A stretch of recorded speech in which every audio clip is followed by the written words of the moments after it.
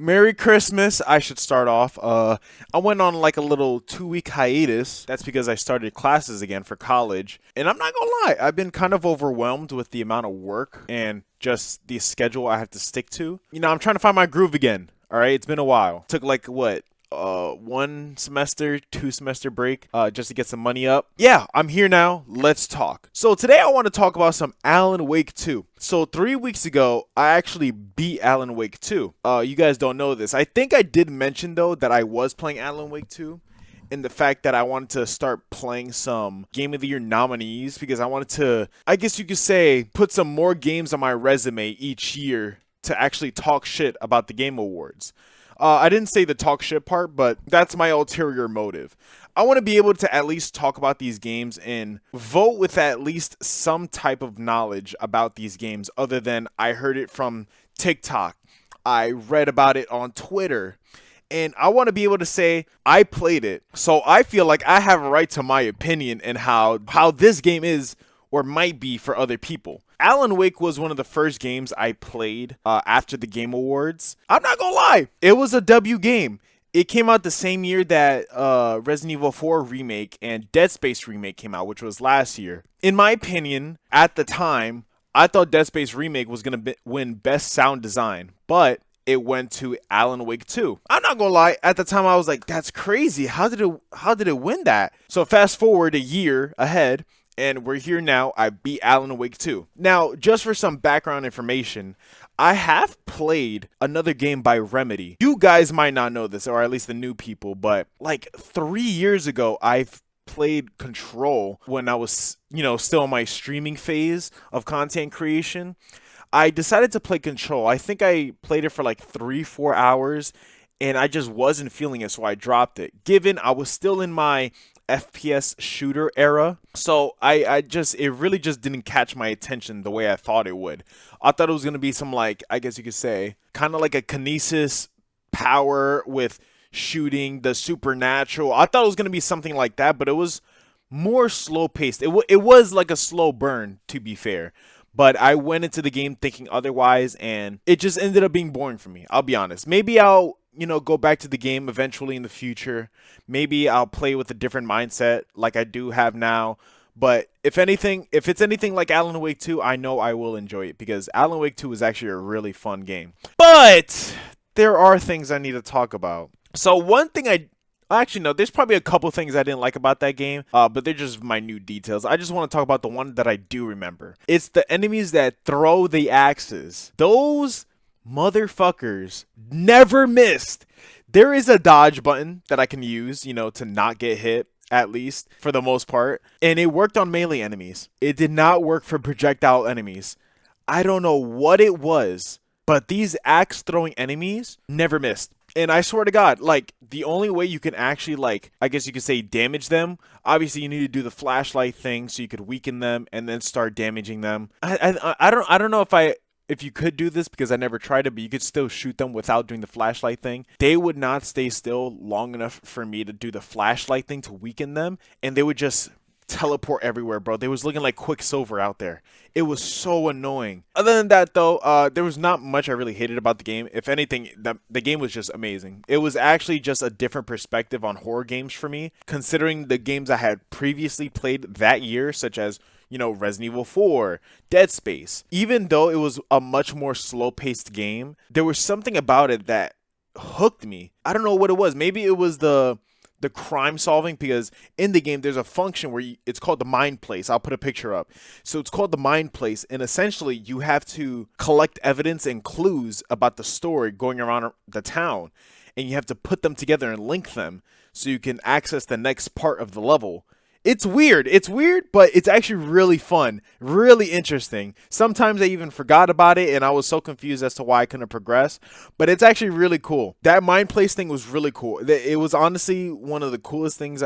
Having the mind place as a game function was really different for me. And it was because, you would have to do the mind place stuff before you could progress to the other parts of the level. Now, this was really apparent for when you played as Alan Wake in the Dark Place, I think it's called. For this one, like, there was parts where you had to take different, I guess you could say, post-it note cutouts thing. It was like yellow tabs, and you would have to take the different narratives for the story he was trying to write and put them like on top of the picture, and it would change the scenery, the setting for the story. Doing that was so confusing.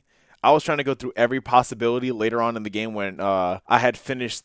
I think when I was going towards the theater, yeah, that part was a little difficult. I'm not going to lie. Maybe I'm not reading in between the lines, but that was a little crazy. I think the characters were really interesting too. Also, like Alan Wake, for context, I never played the first Alan Wake. I have no prior knowledge of it. The only thing I know about Alan Wake 1 is that they have characters from the first game in the second game. That's all I know. I don't know who specifically, but I do know they have some characters. Alan Wake was one of those characters where I thought was really interesting because of the Dark Entity. The Dark Entity actually made this game so much more cooler. When we went into the subway and we were trying to figure out the murder ritual location and stuff like that, and then it was chasing me throughout the subway, that was cool. Speaking of the subway, or just the dark place in general, the shadows, whatever those shadow people were creepy as fuck. First of all, I didn't know which ones were actually manifested or not, so I was flipping a coin, essentially, trying to walk through these levels, hoping that nobody would just grab me and toss me across the hallway. That was one thing, all right?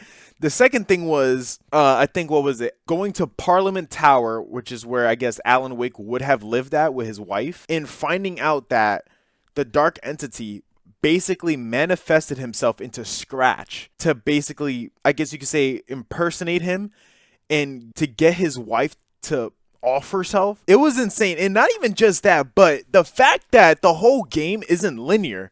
Like, the timeline of the game isn't linear. So throughout parts of the game, like, we get these like images of the characters like Saga Anderson, Alan Wake. There was one part, I think, in the beginning of the game. How about that? In the beginning of the game, we kind of get this, like, do this thing where Alan Wake shows up on the beach, right? Alan Wake is with us for the rest of the game. Fine, whatever. Towards the middle or the end of the game, we realize that's not, I can't remember correctly, but I'm pretty sure that it's technically not Alan Wake 100%. Like, he still has the Dark Entity in him, basically takes advantage of that moment. Because in the jail cell, we go to the jail precinct, and essentially while Alan Wake is inside of the jail cell, he turns into Scratch and just wreaks havoc. So there's a whole boss fight and all that.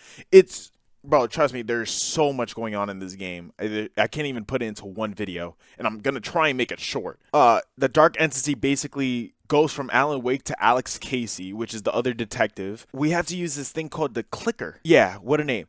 We have to use this thing called the clicker, and I think it was in the first game. I can't remember, but we used the clicker, and we were like, okay, the only way we could do this is to manifest the real Alan Wake, because we figure out that he's not really the one that we brought out. I don't know. It's so weird. And then we use the clicker. We think everything worked out well, but instead of him showing up on the beach there to help us fight the Dark Entity, or the Dark Presence, I think it's called, he shows up on the beach in the beginning of the game. It is mind-blowing. I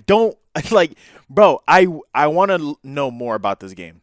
And they have all the information there in the game, like not even just lore pages that you could pick up, but just paying attention to the story. But it's like so much goes on that I can't keep track with it. But it's such a good game. Like, oh my god, it honestly makes me want to play the first Alan Wake, but I know nobody that has played the first Alan Wake. I mean, I could probably just watch that Donkey video he made like a couple years ago, but like still, like, oh man. Honestly, like, Alan Wake 2 is a game I feel like a lot of people should play. It actually is a really good horror game. I think I pumped out like 16 hours, and actually no, not even. How many hours did I can't remember, but it was a couple hours. I did all the chapters and all that, so I actually did beat the game. But man, it is such a good game. Scratch is such a good character too, bro. Like, that Dark Presence, Dark Entity, that thing is on demon time. For real. Like, it's so good. And the fact that they try to make it seem like Tree Cult, or the Cult of the Trees, was like the bad people, but they were actually the ones protecting the towns from the things that come out of the water, because it's some kind of like gateway from the dark place. Peak cinema. I don't know what to say, bro. It's actually such a good game. I'm gonna try and I'm trying to like describe it as best as I can, but I'm actually it was just that good that I can't hold my excitement in. But anyways, I hope you guys enjoyed. It's not really not the kind of video I wanted to get out. I had to let you guys know that I was doing my school stuff, so that's why I haven't uploaded. But man, Alan Wake 2 was a banger. I'm glad I got that finished. That was actually really good. Next game I'm gonna do. I already have my next like game that I'm already doing from the Game of the Year nominees. I'm doing Armored Core right now, which is gonna be in a future video. Like, comment, subscribe, and I'll see you on the next one. Bye.